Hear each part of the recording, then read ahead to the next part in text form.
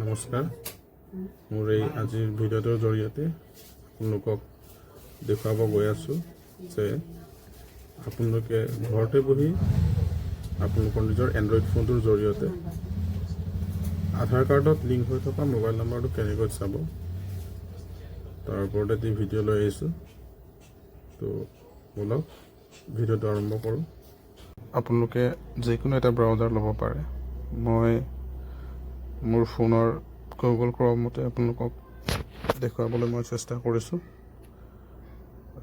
Search বাৰটোত আপোনালোকে search কৰিব চৰকাৰী CSC বুলি।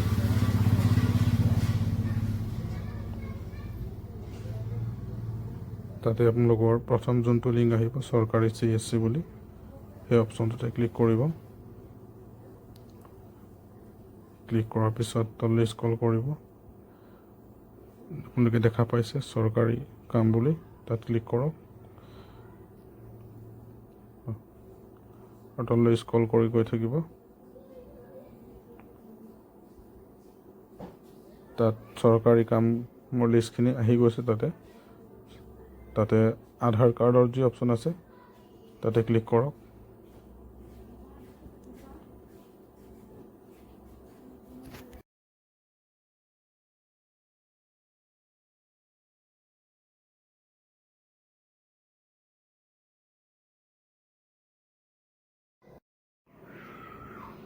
ইয়াত আপোনালোকৰ গোটেই চৰকাৰী কামৰ লিষ্টখিনি আহি পৰিব।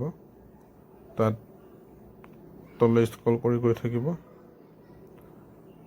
তাত আপোনালোকে দেখা পাইছে এতিয়া আধাৰ মে জুড়ে মোবাইল নম্বৰ চেক কৰে, তাত ক্লিক কৰিব।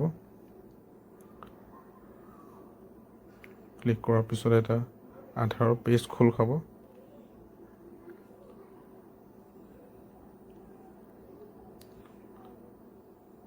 দেখা পাইছে তাতে আপোনালোকৰ আধাৰ নাম্বাৰটো ফিল কৰিব। যিহেতু মই এতিয়া মোৰ নিজৰ আধাৰ নাম্বাৰটো ফিল কৰি আপোনালোকক দেখুৱাব চেষ্টা কৰিছোঁ।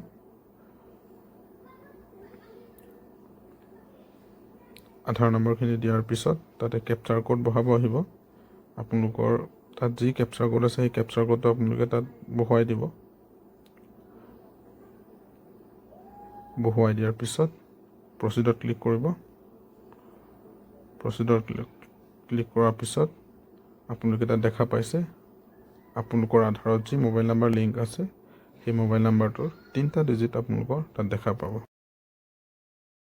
এনেকুৱা নতুন নতুন ভিডিঅ' পাবৰ কাৰণে মোৰ পেজটো আপোনালোকে ফ'ল' কৰি দিব আৰু শ্বেয়াৰ কৰি দিব।